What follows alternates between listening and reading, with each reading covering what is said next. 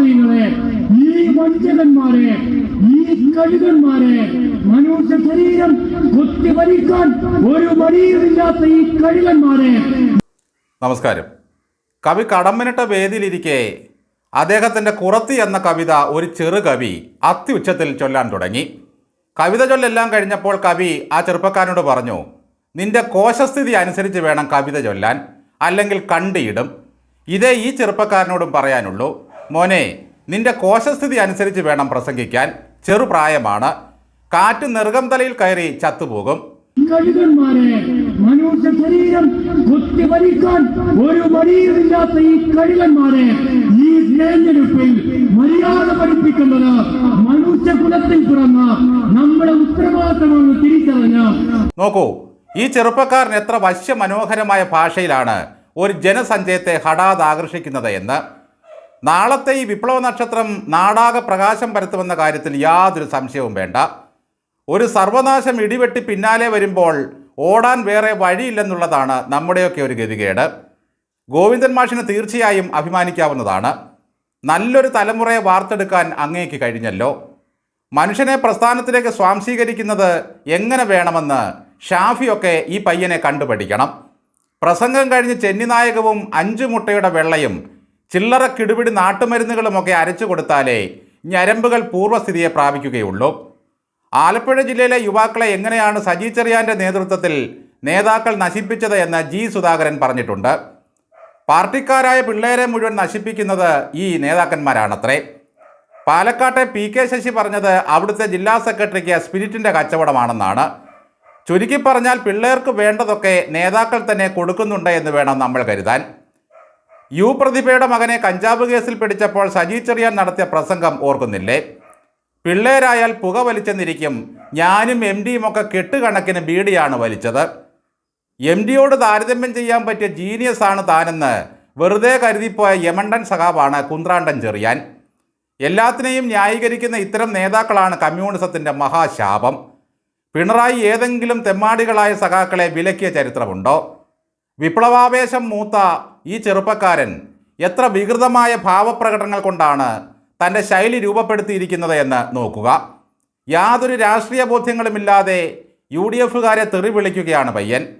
കഴുകന്മാർ, വഞ്ചകന്മാർ, മഹാപാപികൾ എന്നൊക്കെയാണ് ശാപവചനങ്ങൾ.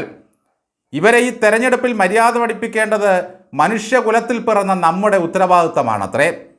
വിദ്യാഭ്യാസ രംഗത്തെ കാവ്യവൽക്കരണത്തിനെതിരെ സമരം നടത്തിയ ഈ നേതാവ് പിറ്റേന്നുണർന്നപ്പോഴറിഞ്ഞത് ശിവൻകുട്ടി പോലും അറിയാതെ പിണറായി ആളെ വിട്ട് PM ശ്രീ പദ്ധതി ഒപ്പുവെച്ചു എന്നാണ്.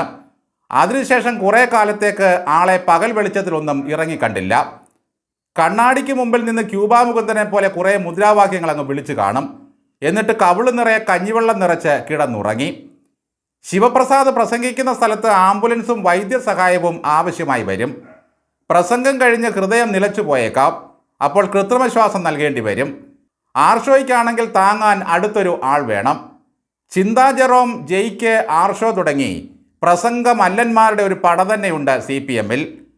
വായ വലിച്ചു തുറന്നും മുഖത്തെ പേശികളാകെ ഇളക്കി മറിച്ചും എന്തൊക്കെയോ പറയുക എന്നല്ലാതെ യാതൊരുവിധമായ രാഷ്ട്രീയ ആശയങ്ങളും ഇവർക്ക് പങ്കുവയ്ക്കാനില്ല. അല്ലെങ്കിൽ തന്നെ ഇടതുപക്ഷത്തിൽ ഇപ്പോൾ എന്ത് രാഷ്ട്രീയ ആശയങ്ങളാണുള്ളത്? വെറും ആമാശയ ബോധം മാത്രം. അല്ല മക്കളെ, ഇപ്പോൾ വർഗീയത തുലയണ്ടേ? വേണ്ട. തെരഞ്ഞെടുപ്പ് കഴിയും വരെ കുറച്ച് വർഗീയതയാകാം. അഭിമന്യു കുത്തേറ്റ് മരിച്ചപ്പോൾ SFIക്കാർ മുതൽ DYFIക്കാർ വരെ കരഞ്ഞത് നാൻപെറ്റ മകനേ എന്ന് പറഞ്ഞുകൊണ്ടായിരുന്നു. വട്ടവടേ എന്ന് വിളിച്ച് കമ്മികൾ എന്തൊരു കരച്ചിലായിരുന്നു. അഭിമന്യുവിൻ്റെ പേരിലുണ്ടാക്കിയ രക്തസാക്ഷി ഫണ്ടിൽ നിന്നും എത്ര കോടി വെട്ടിച്ചു എന്നുള്ളത് പാർട്ടിക്ക് മാത്രം അറിയാം. ഇപ്പോഴിതാ അഭിമന്യുവിൻ്റെ നെഞ്ചത്ത് കഠാരയിറക്കിയ SDPIക്കാർ CPMകാർ കുറ്റ ചെങ്ങായിമാരായിരിക്കുന്നു. 4 വോട്ടിനും 2 സീറ്റിനും വേണ്ടി ചെറ്റത്തരം കാണിക്കുന്നവരല്ല ഞങ്ങളെന്ന് എപ്പോഴും പറയുന്ന പിണറായി ഇപ്പോൾ പറയുന്നത് ചാരുതയാർന്ന ചില ചെറ്റത്തരങ്ങൾ തെരഞ്ഞെടുപ്പ് സ്പെഷ്യലായി അവതരിപ്പിക്കാമെന്നാണ്. തെരഞ്ഞെടുപ്പ് കഴിയുമ്പോഴേക്കും പയ്യൻ ചക്രശ്വാസം വലിച്ച് വീഴുമോ എന്ന കാര്യം ഉറപ്പാണ്. നടൻ മധുവിനെ അനുകരിക്കുന്ന മിമിക്രിക്കാരാണ് ഇതുപോലെയുള്ള മുഖഭാവം കാണിക്കാറുള്ളത്. അക്ഷരസ്ഫുടത ഒട്ടുമില്ലാത്ത ഒരു നേതാവാണ് ഇദ്ദേഹം. ശുഭ്ര പതാക എന്ന് ഇദ്ദേഹം പറഞ്ഞാൽ മറ്റു പലതുമാകും. കഴിഞ്ഞ ഒരു പ്രസംഗത്തിൽ കേട്ടു, കേന്ദ്രത്തിൽ നിന്നും ED വന്നില്ലേ, SFI വന്നില്ലേ എന്നൊക്കെ. SFIO ആണ് ഉദ്ദേശിച്ചത്. ഇതിലും വലുത് വരാനിരിക്കുന്നു. പ്രസംഗകൻ ചിരിക്കുകയാണോ കരയുകയാണോ കൊഞ്ഞനം കുത്തുകയാണോ അതോ കോക്രി പിടിക്കുകയാണോ എന്നറിയാതെ അച്ചടക്കമുള്ള കുറേ കമ്മിക്കൂട്ടങ്ങൾ അയാൾക്ക് മുമ്പിൽ ഇരിപ്പുണ്ട് താനും. പി കെ ശശി പറഞ്ഞതിൽ ഒരാൾ ഇതാണോ എന്നാണ് ആളുകളുടെ ചോദ്യം. കാണുമ്പോൾ നമുക്ക് ചെറിയൊരു സംശയമൊക്കെ തോന്നും. എന്നാൽ ഒരുപക്ഷെ അതൊന്നും ആകാനും സാധ്യതയില്ല. ആവേശം കൂടിപ്പോകുന്നത് കൊണ്ട് സംഭവിക്കുന്നതായിരിക്കും. ഇവൻ കടിക്കുമോ എന്ന് ഭയന്നാണ് പലരും മുമ്പിലിരിക്കുന്നത്.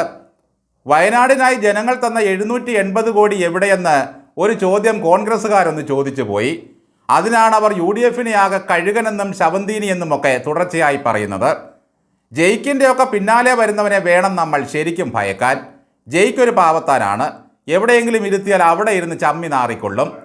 ഇനി ശിവപ്രസാദിൻ്റെ ഒരു മൂത്ത അണ്ണനുണ്ട്, DYFയുടെ ഒരു മൂത്ത നേതാവ് ഷിജു ഖാൻ. ഒറ്റ പ്രസംഗം കൊണ്ട് ട്രംപിനെ വിറപ്പിച്ച് വെനസ്വേലയുടെ പ്രസിഡന്റിനെ തിരിച്ചു മേടിച്ച പുള്ളിയാണ് അദ്ദേഹം.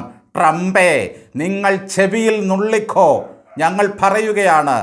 ആ പ്രസംഗത്തിൻ്റെ അലയൊലി ഇപ്പോഴും മനസ്സിൽ നിന്നും മായുന്നില്ല സുഹൃത്തുക്കളെ. ലോകത്തെമ്മാടിയെ വിറപ്പിക്കാൻ ഞങ്ങളുടെ നാട്ടിലും പിള്ളേരുണ്ട് എന്ന് നമുക്ക് അഭിമാനിക്കാം. വർഗീയതയ്ക്കെതിരെയൊക്കെയാണ് ഈ ശിവപ്രസാദ് സംസാരിക്കുന്നത്. കോൺഗ്രസ്സുകാർക്ക് ആത്മാർത്ഥതയുണ്ടെങ്കിൽ എന്തുകൊണ്ടാണ് കൊടിയും പിടിച്ച് ഛത്തീസ്ഗഡിലേക്ക് പോകാതിരുന്നത് എന്ന ചോദ്യം ന്യായമാണ്.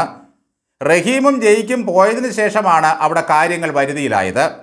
രാജ്യത്താകെ ഒരു തെരഞ്ഞെടുപ്പ് നടന്നപ്പോൾ കാറ്റുകൊള്ളാൻ കുടുംബത്തോടൊപ്പം മലേഷ്യയ്ക്ക് പോയ പിണറായിയോട് പോയി ചോദിക്കൂ സുഹൃത്തെ.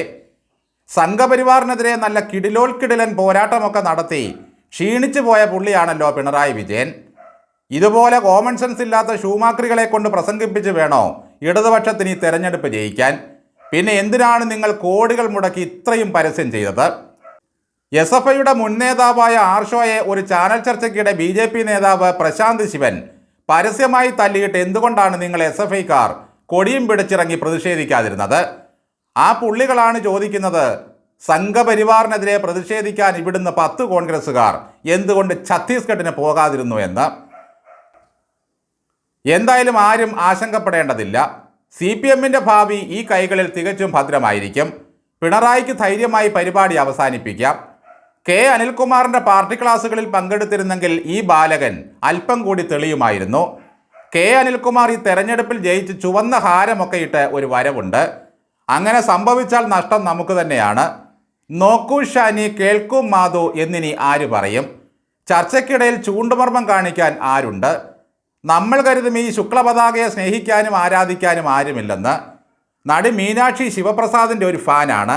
എനിക്ക് ആ ചേട്ടൻ്റെ പ്രസംഗം ഭയങ്കര ഇഷ്ടമാണെന്ന് ആ കുട്ടി പറഞ്ഞിട്ടുണ്ട്. സാംബശിവൻ്റെ കഥാപ്രസംഗം കേൾക്കുന്ന സുഖമാണ് ചിലർക്ക് ശിവപ്രസാദിൻ്റെ പ്രസംഗം കേൾക്കാൻ. ഗോവിന്ദൻ മാഷിന് പ്രസംഗിച്ചുകൊണ്ടിരിക്കുമ്പോൾ ഒരേ സമയം 3 ഭാവങ്ങൾ മാത്രമേ മുഖത്ത് വിടർത്താൻ കഴിയൂ.